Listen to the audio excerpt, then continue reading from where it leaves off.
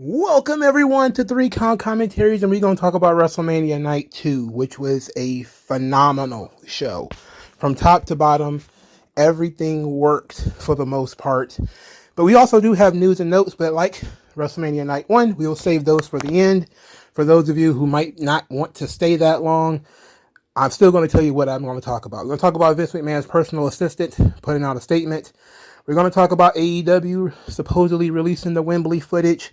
We're going to discuss Fatu going to WWE. We're also going to be discussing the new opening that I did not see for night 1, that I did see this time. And we're going to talk about that. And we're going to talk about all of that later. But right now, we do have to discuss Cody Rhodes finished the story. He is now the WWE champion. Cody Rhodes, with the help of a lot of people, a very Attitude Era Mick Foley style and finish to this. It was great. All right. The crowd was molten from the very beginning, from the entrances. The crowd was fully engaged. They were locked in. Even when the boys were working slow and trying to get the audience out of it, they were still hanging on. This crowd was infinitely better than the one on Saturday night. And please do not give me any of that garbage about, well, they were cold. I've seen football games where people were outside in the cold and they didn't basically go to sleep. So it was a stronger night overall. So I'm not going to go through the entire match because the match was pretty long, but the entrances were very cool. Cody has a mask that is like his logo now. So he looks like Cubone, the Pokemon. Very interesting choice. I knew when Brandy was out there that Cody was winning. Okay. When I saw Brandy, I was like, yeah, ain't no way he's losing in front of Brandy. They ain't talking into that one. Throughout the match, it was a well-worked match. They could have just worked just the two of them, and they could have had a really good match. Roman hits the crossroads. After Cody kicks out of it, he says that this move sucks. This move don't beat nobody. Really good. I really like that. So we get into the home stretch of the match. Cody hits 2 crossroads, or hits 1 crossroads, and here comes Jimmy Uso. Jimmy Uso hits Cody with the kendo stick. Jay music plays. Jay comes out. Jay and Jimmy fight. Jay spears Jimmy off the ramp, through a table. No more Jimmy Uso for the rest of the night.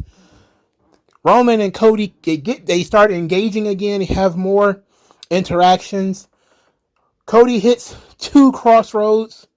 Here comes Solo. Cody was looking for him, which is very interesting. After he hits the 2, he's looking for Solo. And when he turns around, Solo is there. Thumb to the neck.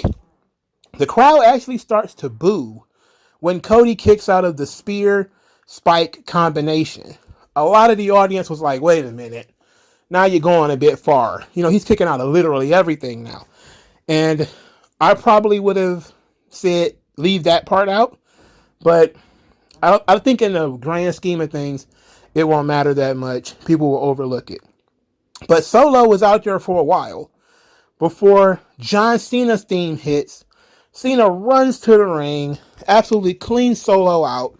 He hits a big attitude adjustment on Roman, slides out of the ring, puts Solo through a table. No more Solo Sikoa. While Cena is outside the ring, The Rock's theme music plays. The Rock marches to the ring. We get this epic standoff between The Rock and Cena. And Cena throws a punch. Rock ducks it, rock bottom. Cena's done. Now The Rock he takes off his belt. He's going to whip Cody Rhodes with this belt. The Shield theme plays. And Rock is looking around for Seth Rollins, who clearly is the only person who will be rocking the Shield theme. He doesn't even see what's happening. Roman sees it, immediately darts across the ring, and absolutely slays Seth Rollins. Seth Rollins gets no offense at all. He just gets smoked immediately. I loved it. he's such a flaming dork that I love. That was my favorite part of the whole thing. My favorite part was Seth Rollins getting in the ring with a chair and just getting absolutely snuffed. I loved it. It was great. Roman and Cody, they now in the ring with The Rock. Then dong, Undertaker comes out. Undertaker chokeslams The Rock. Now The Rock's done. So now it's just Cody and Roman. Roman gets the chair. Seth Rollins is starting to get up. He's wearing the Shield gear. The Shield theme was playing. Roman decides he's gonna kill Seth Rollins. Seth Rollins is playing this Shield game again. Seth Rollins is a betrayer. He hates Seth Rollins. So he leaves Cody and goes to deal with Seth Rollins. And that is his downfall, his hatred of Seth Rollins. He allowed it to distract him. Cody hits the 3 crossroads, wins the title. Fantastic. A lot of people are like, well, Undertaker, what does he have to do with this? I get it. He is the only one in this thing that kind of felt like, a lot of people say like it should have been Steve Austin, but Undertaker, Steve Austin, it's the same thing in terms of they haven't been involved with this story so far. So that's the big knock on it, is everybody who is involved with this so far is interfered. So that means by storyline purpose, Sami Zayn should have come out there. But you're not going to have Sami Zayn take out The Rock. You know what I'm saying? So it's not going to be that. But Sami Zayn should have come out at some point, because he was a part of this story too. But you have to replace Sami Zayn with somebody who is, I guess, a rival for The Rock. Steve Austin would have been a good choice, but they chose Undertaker. The pop would have been the same either way. Undertaker, all he does is chokeslam The Rock. Nobody else touches Roman.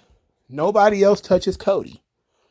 I was kind of like, okay, that's the best part, because you can have these run-ins, but what you can't have is everybody beating up the baby faces, helping beat up the heel. Roman's, catching an AA from Cena was fine because it's Roman Reigns, but nobody else touched Roman.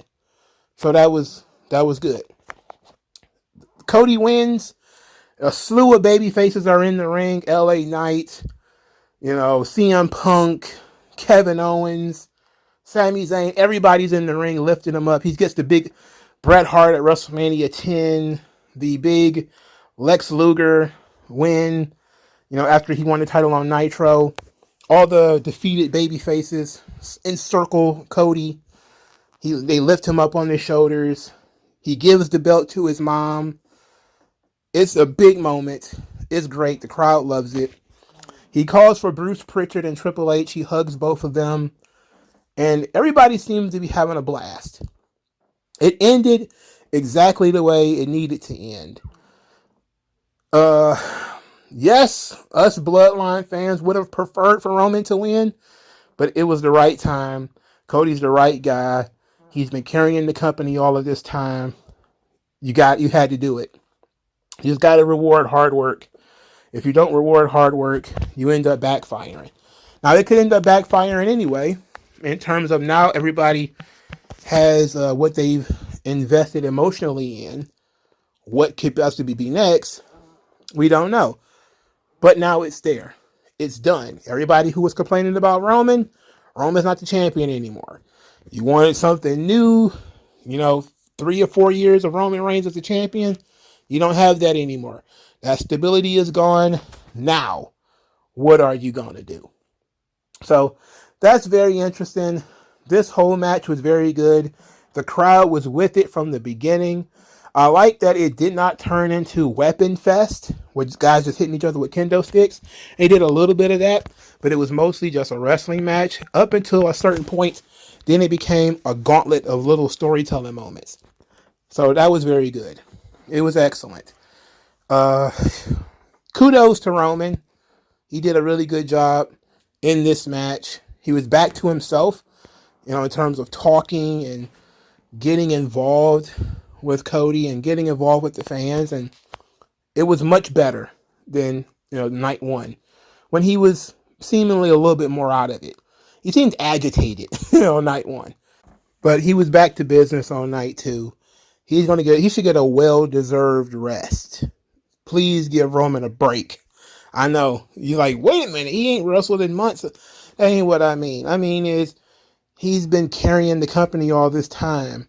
Now he can just be one of the boys. He's still going to be one of the biggest stars on the roster, but now he doesn't have the responsibility of being the champion and all that kind of stuff. He can chill.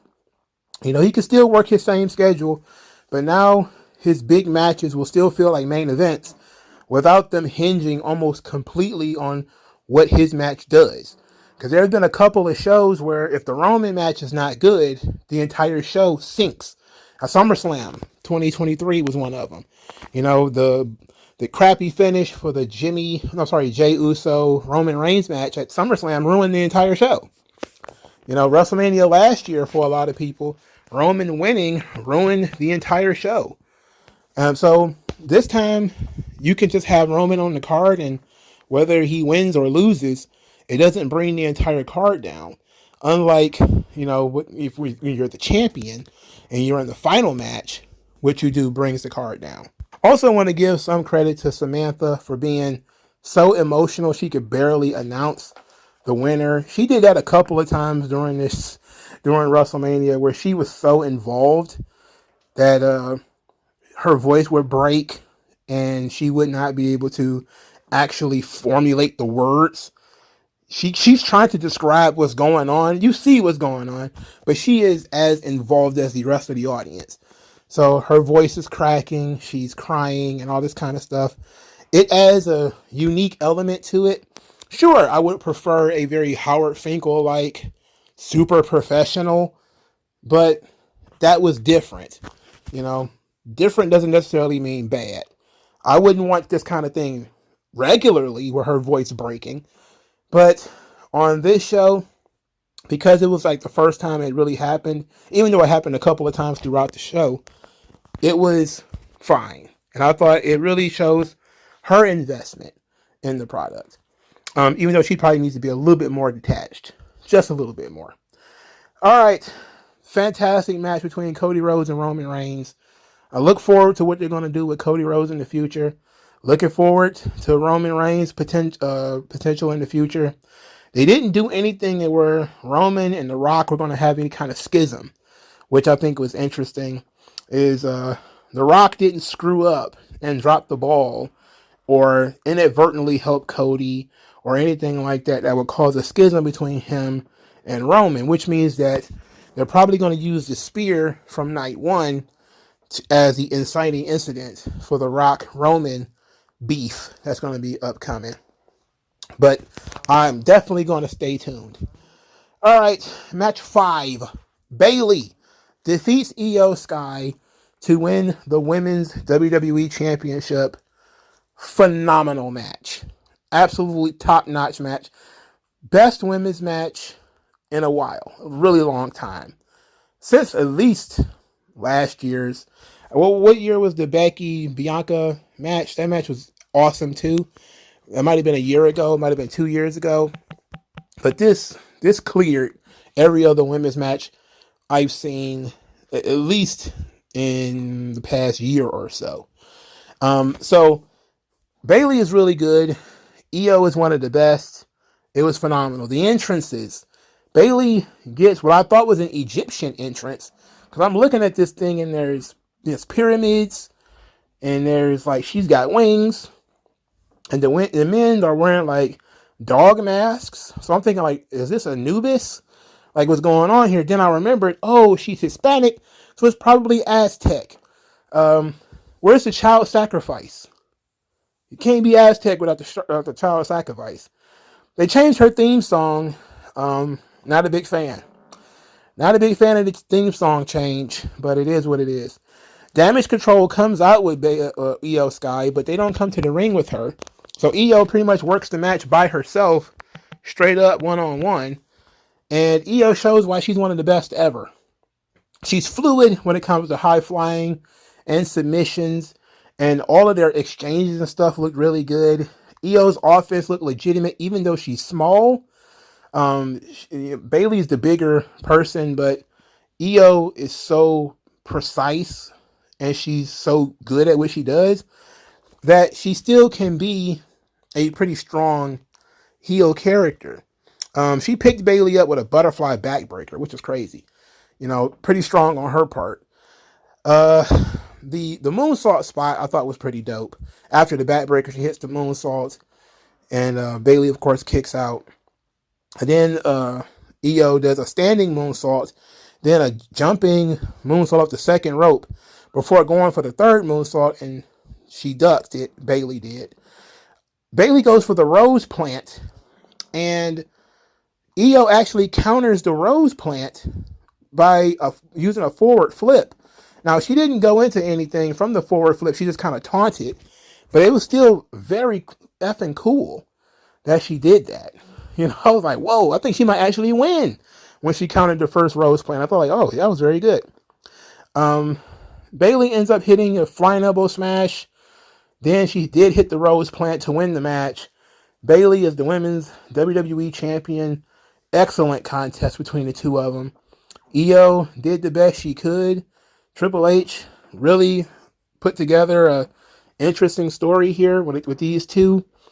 I'm not sure how long this lasts because, again, I think Bailey is just a very high-level role player. But Io has proven that she belongs. This was a coming out party for Io. Absolutely. I hope this doesn't end her run as champion. Hopefully we can just remix it and do something else with her. But I'm gonna save that one complaint for a little bit later. I'm gonna say this: Bailey did really good. Io did really good. It was an excellent women's match. I actually paid attention to it. They told a good story with Io working the leg with the submission holds. It was very well done. Excellent match. Match 4. Logan Paul, Kevin Owens, Randy Orton, United States Championship. Logan Paul wins the match via pinning Kevin Owens after a really excellent frog splash. This match was chaotic, and this was the match for the young folk. As usual, Logan Paul is out there. He's got a prime tank, and there's a prime bottle guy out there, as usual, for Logan Paul matches. Randy Orton and Kevin Owens, they're buddy. Kevin Owens rides Randy to the ring. I'm like, ugh, just end this now. It sucks. But when they start the match, they basically built that into the story. They're working together to kick the ass of Logan Paul before they realize that only one of them can win. So now they have to fight each other. But Logan Paul that man is something. He's different, His ability physically is limitless. We watched him do a swanton into a rolling splash, attacking both of his opponents in pretty much one fluid motion. Fantastic. When Randy Orton countered his buckshot lariat into a power slam, that was tremendous. It takes a lot of effort on Logan Paul's part to make that thing work.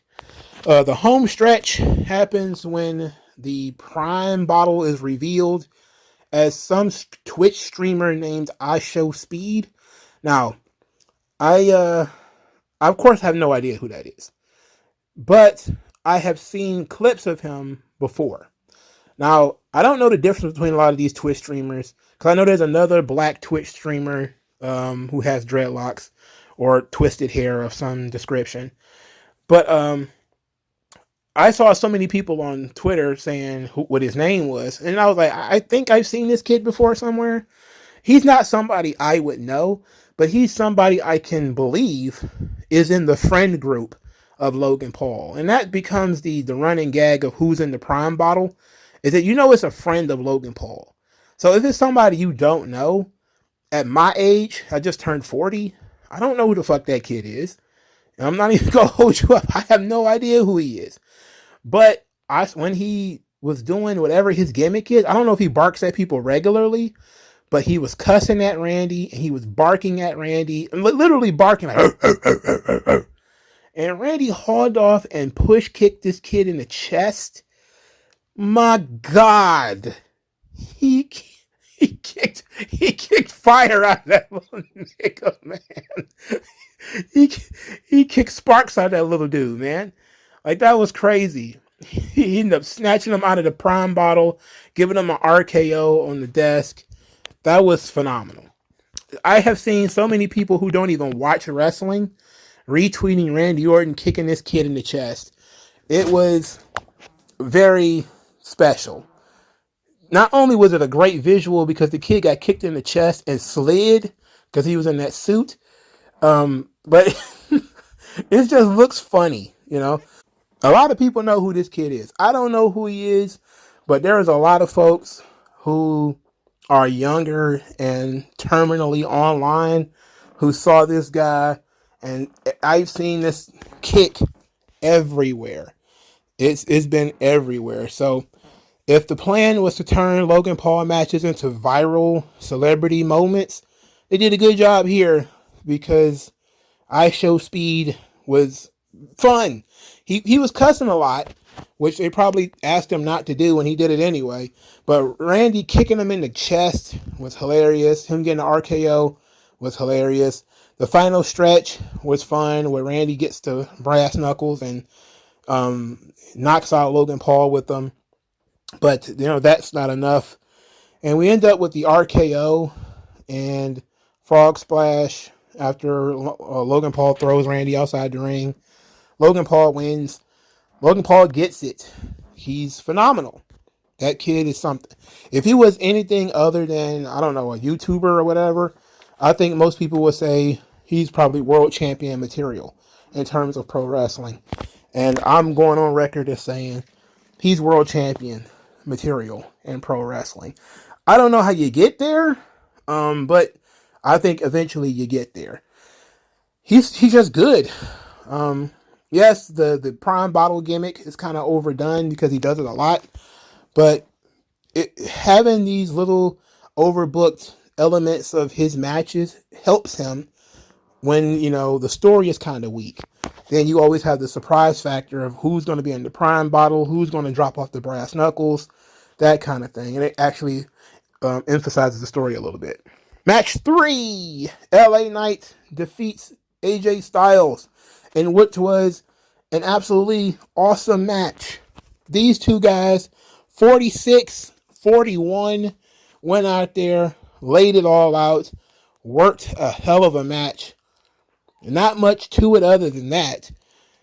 And LA Knight wins. You know, AJ Styles has a new theme. It's not good because none of these Death Rebel themes are any good. They all suck. All of them. They suck. And this one's no different. AJ Styles, he teased a theme song change due to him turning heel, but they need to turn it back because this is no good. I'm going to give AJ Styles his flowers. Dude is one of the greatest of all time. He's 46 years old.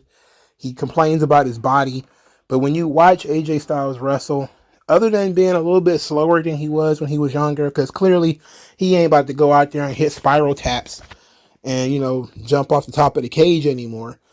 But he's still excellent, you know, in terms of being an in-ring performer. His tenacity, his intensity, he's very good. LA Knight, he needed this, you know. He needed to go out there and, I hate to say prove himself because he's been in the business for so long, but he needed a feud and a match that solidified him, that really helped him, that elevated him. Not something that, you know, he's working in somebody else's universe, but somebody is working in his. When he feuded with Bray Wyatt, he had to deal with Bray Wyatt stuff. When he feuded with Roman Reigns, he had to deal with Roman Reigns stuff. In this situation, he got to be on a somewhat equal playing field with AJ Styles. And he came out of this thing stronger, I believe. And I still think this thing is not over. They probably got a couple of more matches in them. For a couple of old heads, they really killed it. They did a great job. Match number 2. The Authors of Pain take a nap and leave Karrion Kross by himself to lose to the Street Profits and Bobby Lashley. Bubba Ray Dudley was the special guest referee. randomly. Snoop Dogg was on commentary. And guess what? He was the best part of this whole thing. Snoop Dogg was having a blast on commentary. That made me have fun with it. Bubba is out there. He's somewhat making this thing fun. It was all the bells and whistles around this match that helped elevate it. Because this was absolutely a match that people would have just said sucked. Nobody cares. Why would you watch this? Just get it in the ring and get it over with.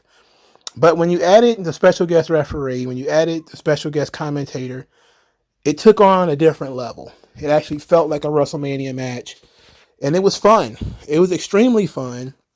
And AOP, I don't know what happened to them. They disappeared for like 15 minutes and left Karrion Kross getting his ass beat by everybody before he catches a frog splash through a table and gets pinned. I was like, wow. That's great for Karrion Kross, I guess. But not really, because he makes his WrestleMania debut and gets his shit kicked in by pretty much everybody. And his partners, who are two huge guys, basically vanished. They disappeared. I'm like, oh my God. So it was fun. It was short. It didn't last very long. So not much to complain about. And Street Profits and Bobby Lashley win. All right. Thanks for coming. Now we have to talk about the first match on the show.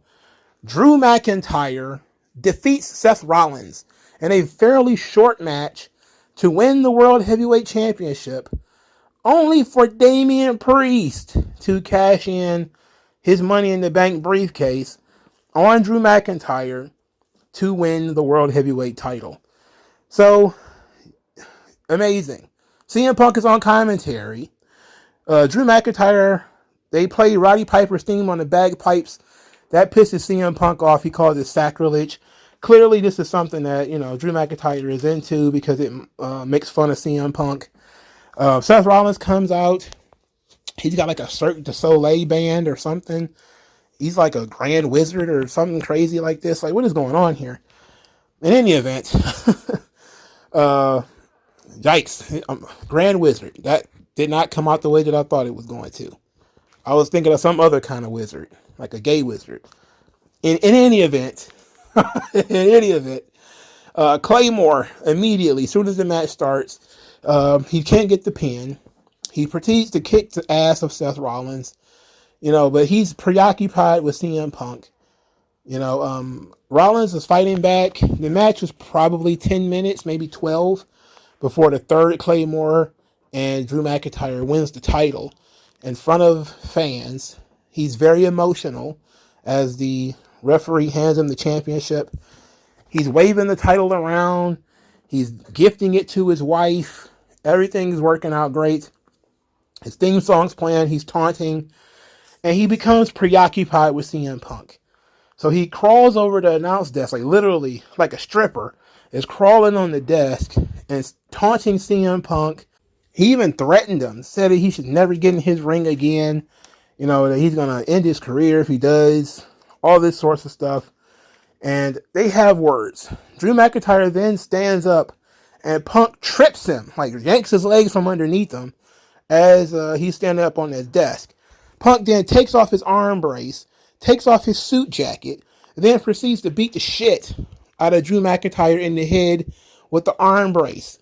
While McIntyre is down, Damian Priest's theme song plays.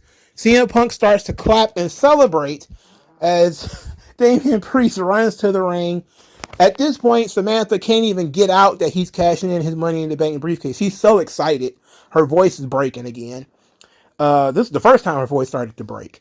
McIntyre is in the ring, gets choke slammed. 1, 2, 3. Damian Priest is the World Heavyweight Champion. Punk is extremely excited. Drew McIntyre is hot. He is not happy. And it was his own fault because he could not enjoy his own success. He had to shove it into CM Punk's face. He had to say, this was your job. This is what you were supposed to do. Now look at I've done it. Look at me. And CM Punk cost him the championship. Great story. McIntyre is going to make money if McIntyre is sticking around. They're going to make some money because this is really good business that they've done here. They even had Seth Rollins tell Drew McIntyre that he deserved it right before he left, because Rollins didn't hang around for all of this. As after he got pinned, he pointed at Drew and said, "You deserved it. You know, like, you're the man. You were focused. You came in. You did it." You know, Rollins was selling his leg somewhat throughout the match, not, you know, fully, but he was, because Rollins is not consistent with selling the leg, but he continued with the match. Damian Priest, 41 years old, won his first world title. I gotta say, I was a fan of Damian Priest when he was in Ring of Honor. I was a fan of Damian Priest in NXT. I was a fan of Damian Priest 2 years ago when they called him up.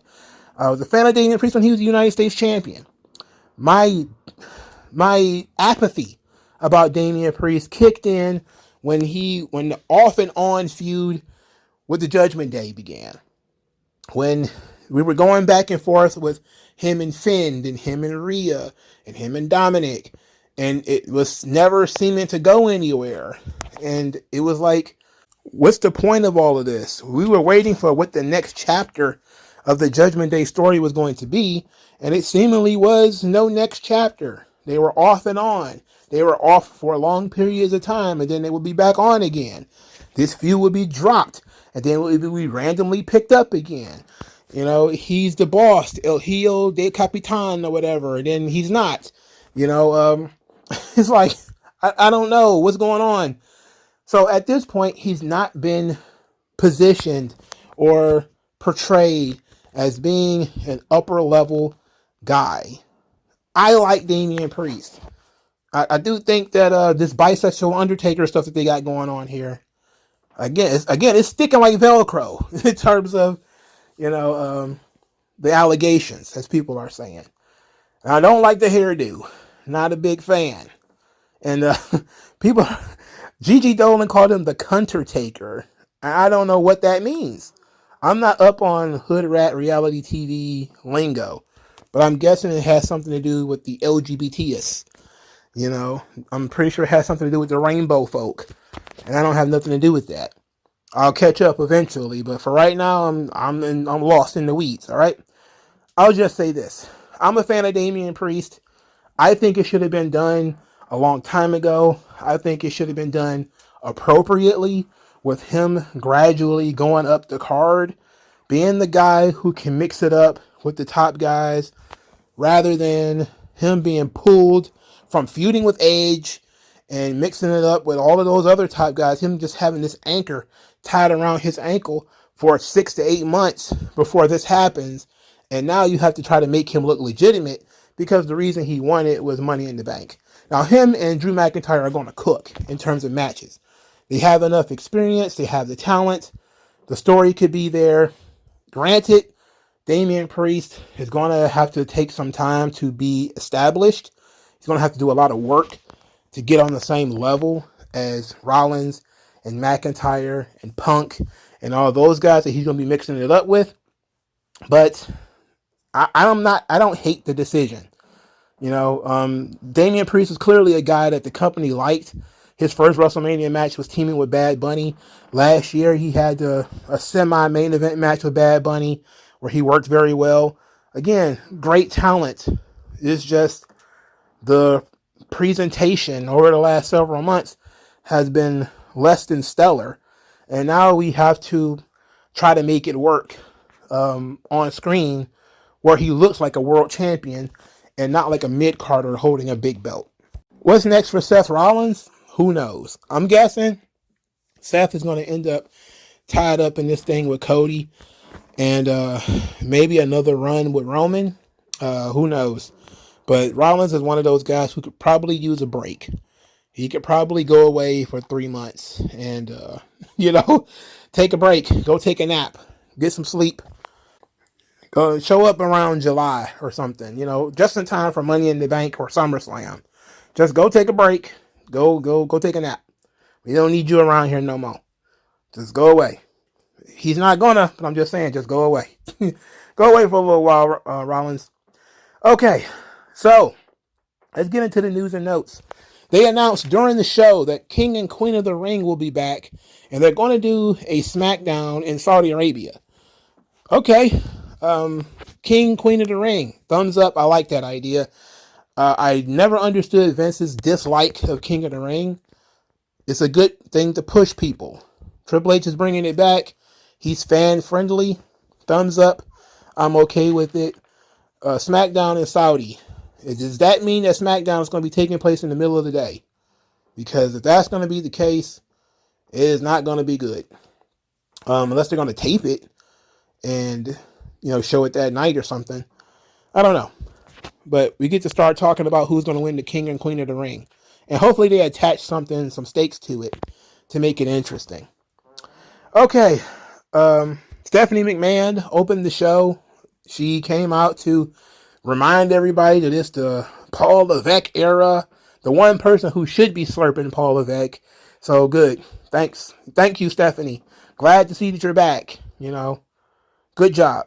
And it's also nice to see that she's hanging around again. I don't know what she's going to do. Maybe she's not going to be there in any official capacity, but who knows? They started this show not with America the Beautiful, but with God Bless America, which was fine, I guess. They're tinkering with this thing now. They're trying to figure out what they want to play. All right, just play America the Beautiful. My God, what are you doing? Anyway, Roman Reigns, he does have a sneaker partnership with Jordan Brand. I don't know why they haven't announced it yet on WrestleMania. He was wearing Jordans in both main events, I think. There was a video on his Instagram showing that they're going to have licensed gear through Roman Reigns and Jordan. I don't understand what's taking so long. Nick Khan was talking about doing this, licensing out to sports companies. And Roman seems to be the first guy to do this, which is smart. Because I remember the whole thing with Roman being told not to wear Jordans on WWE TV. That was a Vince thing. Now they found a way to get paid for it, which is what Vince was talking about. Don't do shit and not get paid for it. So now they have the ability to get paid for it. So it ought to be great. I don't know how it's going to turn into with WWE shop, how that's going to work. Are they going to sell this stuff in Nike stores or what? I don't know. Maybe that's why they haven't announced it yet, because they haven't figured out distribution. But I would imagine it would go through Nike stores and all that kind of stuff, right? Okay, so there's now a lot of talk about Jacob Fatu joining WWE. A lot of people thought he was going to be at WrestleMania. Apparently, he told somebody, and they told Fightful, that he's been signed since Wednesday. He ended up getting pulled from a GCW show that he was working on in preparation for his run in WWE. If Jacob Fatu is coming into WWE, this is a game changer. This guy is a nice little mixture of Roman Reigns and Umaga. He's tremendous. All right, Jacob Fatu is next level. And he's younger than Roman. He's younger than the Usos. I think he's 30, 31. He looks older, maybe because he had a harder life. He drinks straight whiskey. And, every time I see a picture of him or something, he's drinking like somebody's uncle. But he's different, He's got a much harder edge, far more street edge than a Roman or the Usos have. So even with the Usos, the Uso penitentiary and all that kind of stuff, Jacob Fatu really looks like he just stepped out of jail. Every time I see him in non-wrestling gear, it looks like he just got out. Every single time. He's going to be great at the top of the card. And a wonderful replacement for Roman Reigns if Roman's going to take a step back and The Rock's going to push somebody else forward to represent the family. Jacob Fatu is perfect. He's going to really do well in WWE.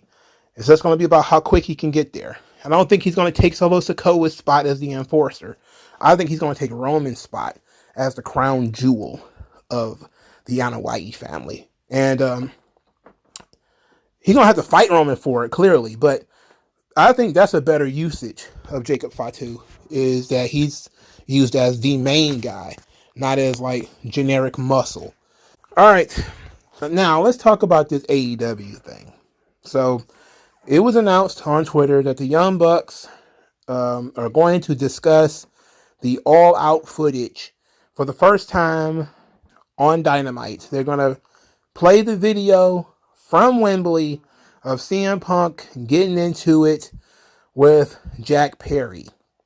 Now, a lot of people, a lot of AEW fans think this is going to be the big trump card that's going to show that CM Punk is a crazy psycho and that he deserved to get fired. It's going to disprove everything he said on the Ariel Helwani podcast, etc. There are some people who are saying, AEW should just drop this. Why are they even talking about this anymore?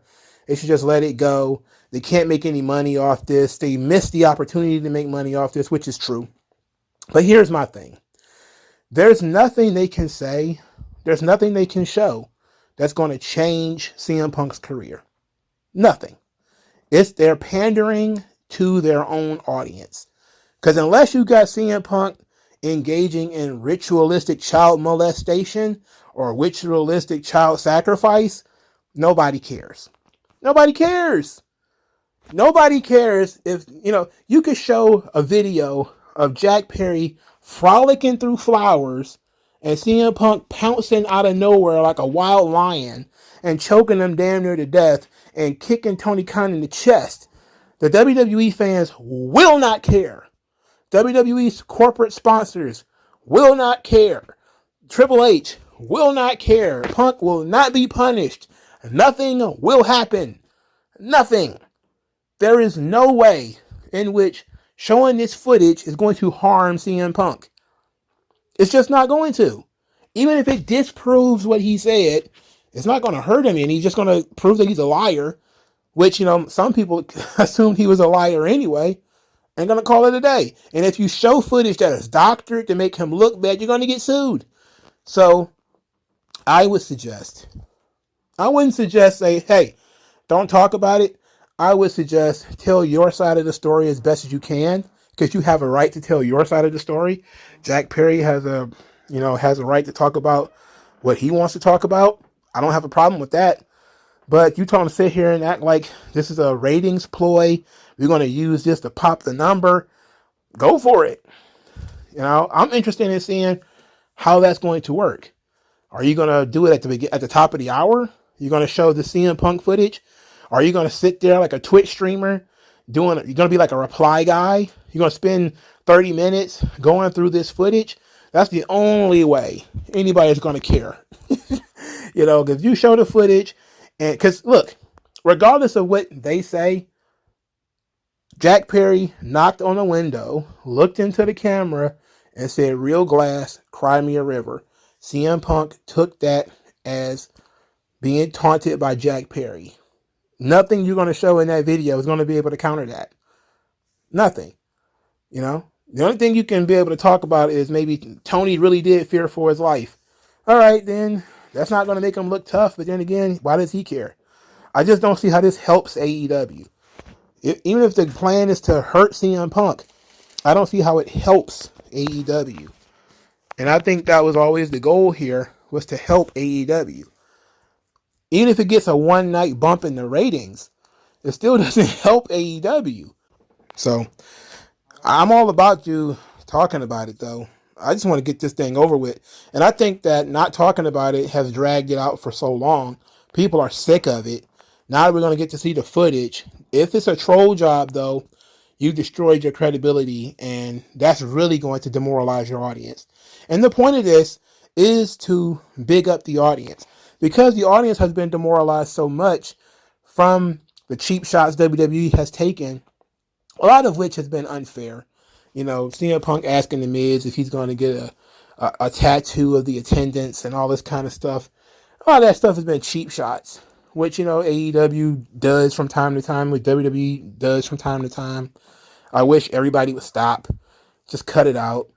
But ultimately, the point here is that if you're looking to help AEW, you should have handled this the appropriate way back when you had the opportunity to do so, to make some money and really capitalize on this issue. Now you're going to show the video of what happened at All In, and if it's not about CM Punk and it's instead about FTR, you're really going to get reamed online. Because there's a lot of AEW fans right now who are thinking that this is the trump card. They're going to really show everybody how crazy and psychotic Phil is. And if you don't do that, if you bait and switch them, if you bait and switch everybody, you're dead. You're even more dead now than you were before because you didn't deliver on what you was promised. But if you actually show the footage and you can actually pander to the few people who care, you might actually get over on some folks. I could tell you this, my opinion of what happened ain't really going to change that much unless CM Punk molested a child backstage. Because ultimately, even if he attacked Jack Perry as soon as Jack Perry came through the curtain, the kid was antagonizing him. And they had previous altercations about this, and Tony Khan still didn't do anything about it. So, if you really feel that something was done wrong, you should bring Jack Perry back. Is that what the plan is? Unless you're going to bring Jack Perry back, then I don't see what the big problem is. He's still in exile in Japan. So that means that Tony is still mad at him, which means nobody's going to exonerate him until Tony Khan does. Until Tony Khan says he can come back, most people are going to say, there's a reason why he's in Japan right now and not on Dynamite. So again, I don't see how this is a win. To me, seems a little silly. But go for it. I'm all for the mudslinging.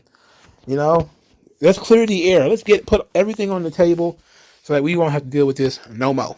All right, speaking of everything on the table, one of Vince McMahon's personal trainers decided to go on, I believe it was Instagram, and make a comment about Vince not being able to attend WrestleMania. He says, quote, Vince McMahon was unable to attend his first WrestleMania. How quickly people forget that without his vision, there would be no wrestling or WrestleMania. Sadly, when a person is down, the people who say they love you turn their backs on you. Then he put in another caption, don't judge a man without getting all the facts. Things aren't always as they appear. All of that may very well be true. May very well be true that Vince is being set up for failure. It may very well be true that his family, from Stephanie and Triple H and all of the boys and everything, who for years have said that they supported Vince and had his back, are turned out to be snakes. All of that may very well be true. But ultimately, you're dealing with a corporation here. Corporations are risk averse. They don't want anything that could potentially blow up in their face. Vince has not been exonerated of anything.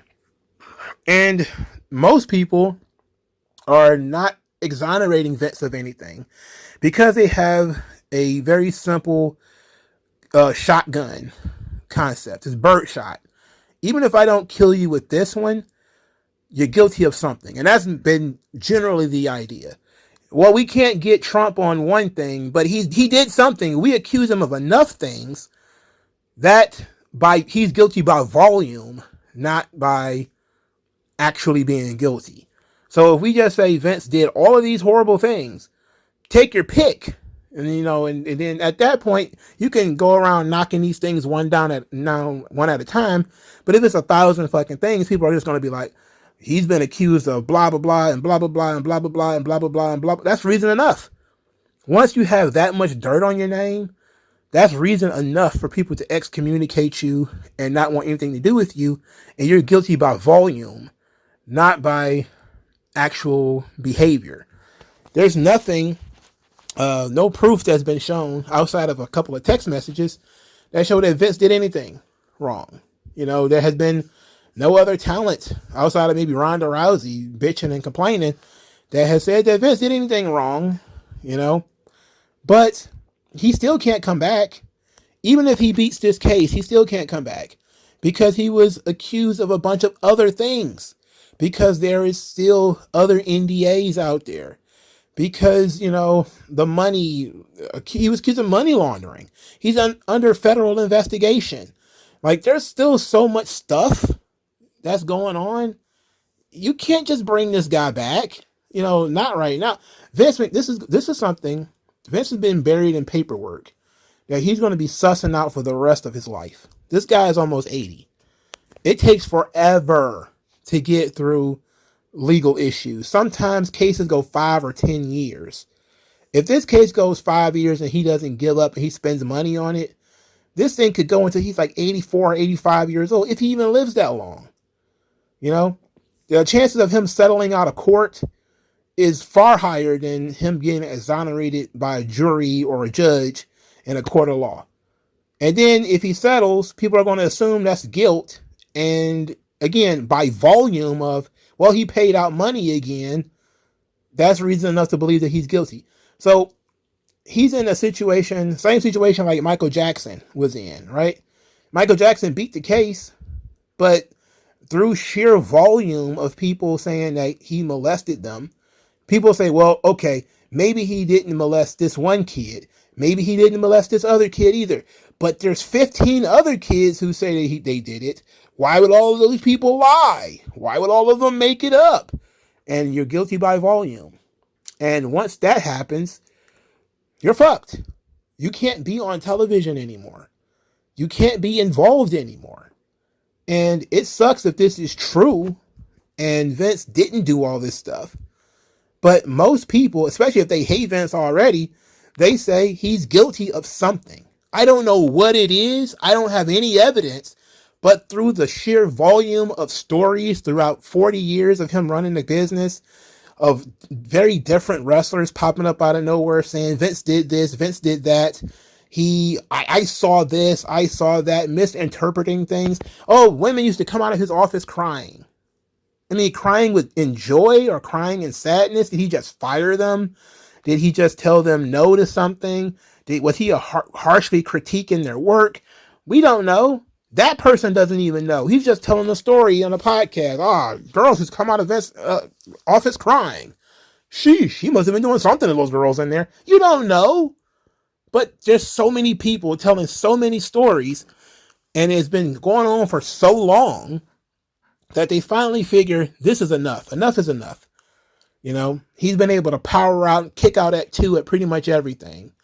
Now he's got to get excommunicated. This is new ownership. The new ownership want a fresh start, and the new ownership who wants a fresh start does not want Vince there. There's nothing he can do about that. I understand it might be frustrating. I understand it might be pissy, but it's the facts. And I actually support them in that. I don't support the full erasure of Vince and pretending that he didn't happen and we got to change every little thing that he was a part of. But I support him not being there. I support him not being backstage. Because if he takes a picture with John Cena backstage, they're going to think he was booking the show all over again. And then people never get a clean break from the Vince McMahon era. It's time. You know, even if even if he's innocent, it's time. He's 80. It's time for him to go home. All right. It's time. And I definitely think if these people have turned their backs on him, like, you know, people believe that Stephanie and Triple H and all these people are being phony and they're grinding the knife in Vince's back and all this kind of stuff. Maybe so, you know, but that's their cross to bear if that's what they're doing. They know more about this stuff than I do. The only thing I can say is I'm tired of the litany of stories about Vince McMahon being tied to WWE. And I'm not even really I was an investor in WWE. I haven't invested in TKO.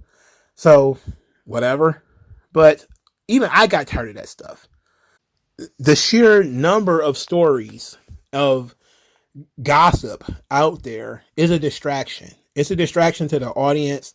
It's a distraction to the corporate machine. It's a distraction to the talent. It's a distraction. And people want to go forward without these distractions. I don't agree with the complete and total erasure of Vince McMahon and we're going to take him out of everything and blur his face and all this kind of stuff. I don't agree with none of that. But I do 100% agree with Vince should not be hanging around WrestleMania. He shouldn't be there. You know, even if he beats this case in 6 months, if he beats this case before the next WrestleMania next year, I still don't think he should be there. He can call the talent and hang around or, you know, FaceTime them or something like that. But he shouldn't be at the corporate offices. He shouldn't be backstage at the shows visiting. He should just stay away. Vince being there puts the sponsors on edge. It puts the talent on edge. It puts the corporate structure on edge. And companies are risk averse. They don't want Vince McMahon there. He shouldn't be there. You know, I understand all the work he did. I celebrate Vince. I think he's great. But ultimately, I support their decision to move forward. It's the right decision to make. Speaking of which, David Bixenspan, he lost his mind because he saw a Fightful reporter do some backstage stuff with WWE, and he wants people to ask the questions about The Rock. Is The Rock, who is now on the TKO board, what did he know about Vince McMahon, and what does he think about Vince McMahon? We don't care about what people think. How about we just find out what the facts are? That's the thing. We too busy asking people who weren't there what occurred. There's too many people who weren't there talking about what happened in a very personal situation. You weren't there. It's none of your business. Who cares what CM Punk thinks, or Cody Rhodes, or Roman Reigns, or Paul Heyman, or anybody? Unless you are actually actively involved in this situation, I do not care what you think. All this stuff does is, again, distracts people. You know, that's what it is. People get all mixed up because there's so many people talking, when if you get down to brass tacks, who was there? Who should be talking are the people that are there, because they're the ones who have the facts. Everybody else is just giving their opinion. I don't care what people's opinions are about other people's personal lives. I'm looking at, Russell Simmons' daughter is running around with a sugar daddy, a guy twice her age, paunchy, white, and hair as gray as used charcoal. And I'm saying, like, hey, people told me young women didn't have sugar daddies, and it's all sex trafficking or whatever. But it is what it is. It is what it is, man. But I don't care what The Rock thinks. I don't care. Speaking of, I don't care what The Rock thinks. The Rock has decided he regrets supporting Joe Biden. And, that was interesting. That was an interesting one. The Rock regrets supporting Joe Biden. That was interesting. That was funny. I have no opinion on it. Just, it was funny. He was hanging out with Oprah and all of them, and he did what they were doing when he was hanging out with Oprah and all of them. And now he's kind of like, well, I wish I hadn't done that. That doesn't mean he's going to vote for Trump or anything like that. It just means he regrets voting for Biden, which a lot of Biden voters do. You know, people regret what they're throwing their support behind people, you know? So, and a lot of British wrestling fans are like, oh, he's doing that to appeal to the WWE MAGA base. Like, look, man, a lot of those people don't care about politics, man. They're not as politically minded as, these terminally online folk. They may have political beliefs that they have here and there, but ultimately they're not going to let it dictate who they invite to dinner, at Thanksgiving, or who the teachers should be and all this kind of stuff like you guys. They just don't care that much. They're not that invested. So it is what it is. So, I talked about a lot on this show. WrestleMania, Night 2, April the 7th, 2024. Phenomenal show. The weakest match on the show was boasted by fun commentary and a fun special guest referee. Everything else held its own weight from top to bottom. Phenomenal show. Let me know what you guys think in the comment section below. Like, share, subscribe. I'll talk to you guys later. Peace out.